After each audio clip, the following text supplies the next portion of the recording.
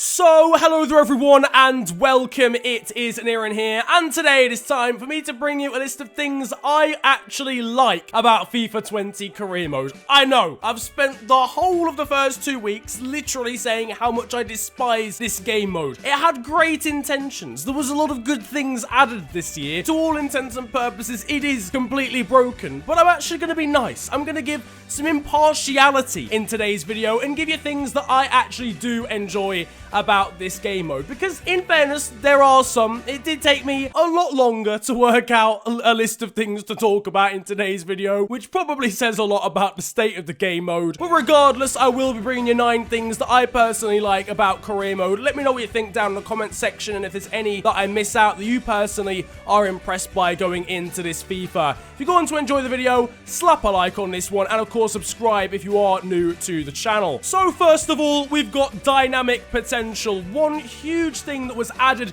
going into FIFA 20 career mode, and I think it's the one thing that they've added that hasn't really come along, packaged inside that with a load of glitches and bugs that actually break the game. Dynamic potential does actually seem to do its function pretty well. Obviously, it doesn't apply to the other AI teams, so that isn't the reason the AI are playing stupid teams. They're not trying to boost potentials for their own young players, because it only works for your own team. And because of that, actually, and the fact that it has no actual way of breaking anything else, I do like the fact that it only works for your team. There were obviously issues in the beta where players could go down to 1 overall, and then players were getting boosted all the way to 99. But now that they've fixed that, I actually think it works really, really well. It's nice to be able to give loads of game time to a young player and actually see that rewarded. It's nice to have a player that you know is like a hidden gem that's performing really well for you out on a pitch, and then they go and get like a potential of 85 rather than 78 that they had before. It's really rewarding,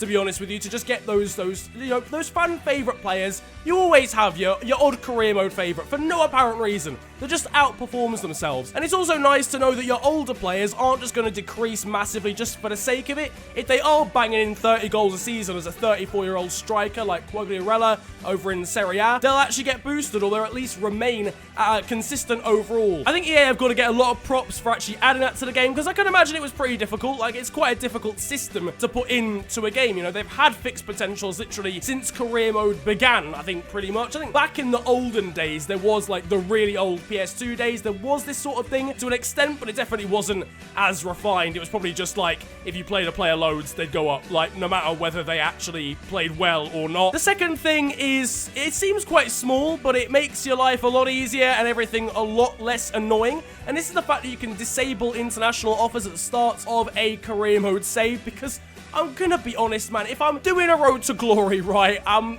managing Forest Green Rovers, I don't want international job offers coming in from Uruguay and Spain and flipping whoever else. Like, every week I'm getting a new international job offer. How are you sacking your international managers this frequently? Just stick with whoever you've got. They're definitely more qualified than me, getting relegated from League 1 down to League 2. So the fact you can take that off is nice, and it's just it's nice to have options like that when it comes to settings, because ultimately some people do want to manage an international team, but then others don't want to. I don't really enjoy it personally, and certainly when I'm recording a career mode series, I don't see the novelty in managing an international team as well. So it's just nice to be able to switch it off and not get those emails clogging up your notifications. Number 3 is player interaction. I know I've talked about it in terms of things that I don't like, but I do actually love its inclusion. The fact that I can talk to my players about the lack of game time or something or whatever, they can come to me with concerns about their game time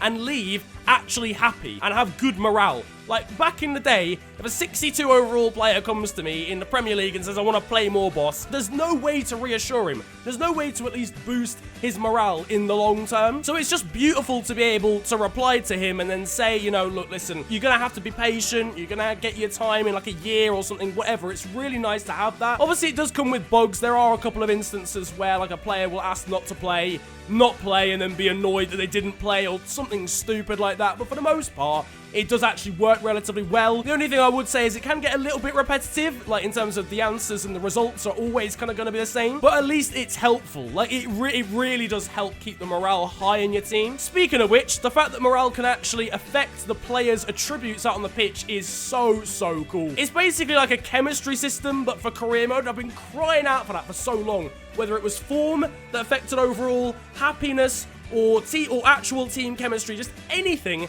to get some sort of variance when it comes to how players actually play out on the pitch. And it makes sense as well when a player's low on confidence. Look at Nicolas Pepe, ripped apart France last season for Lille, has come to Arsenal, struggled to adapt, clearly low on confidence, the system isn't really working for him, and he's performing worse. Like, you know he's still a good player, but he's not performing very well. And again, it's a way of rewarding players who aren't necessarily the best, don't necessarily have the best quality, but if they perform well, if they're getting good ratings out on the pitch, they will get rewarded by getting boosts in attributes, at least for a short period of time, and then the dynamic potential might even take hold as well. I've talked about it to an extent, but the fact there's just variety in career mode saves now is point number 5. This one is kind of an amalgamation of different things, but dynamic potential offering the ability to have someone who can be a complete flop in one career mode save for one person, and then be an absolute hero in another career mode save is so cool. And if you have youth academy players, like, it makes actual stories to have like variances going on. You can have a player who's meant to be the next best wonder kid, then gets injured for a year, and then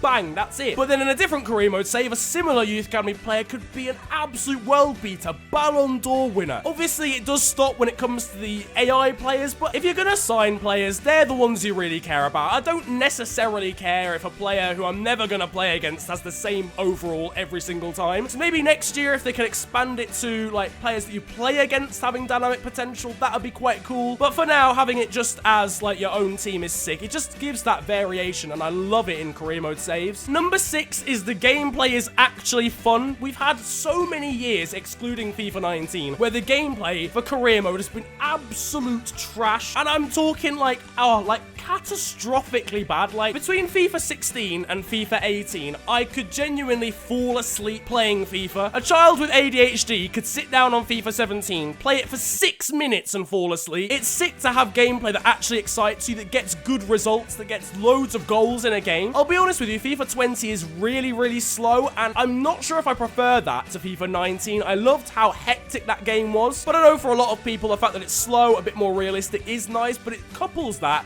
with actually still being entertaining. Like, although the players move around a lot slower, the build-up plays a little bit slower, you still get a lot of goals, a lot of momentum swings, a lot of really different games that, like, actually challenge you as well. Number 7, we've got another new feature for this game, and thankfully one, again, that doesn't break anything. It's manager customization. Like, ultimately, it's something that should have been in the game a lot earlier, but regardless, its inclusion is still pretty sick. The fact you can now create yourself, you can have hats, you can actually be fun with it as well. I really wasn't expecting that from EA. If they were going to make manager customization, I was fully expecting it to be exactly the same as player customization. The fact you can have hats and ridiculous hairstyles and rainbow beards and not wear a shirt, it's actually really fun, quite refreshing. Didn't think I'd say that going into a career mode. Like, I'm actually baffled at the fact they've done something so ridiculous. Like, I think everyone has become more serious with games as the years have gone on. You'd get stuff like this on PS2 games back in the day, when developers didn't really care about being, like, realistic. They just wanted people to have fun. In the future, I'd love them to actually add game faces back. Like, I don't know why they even took those out in the first place. I don't know whether it was too much effort, but being able to have your actual self as a manager in, like, game face form would be, like, the next step. That would be insane. Number 8 is, well, it's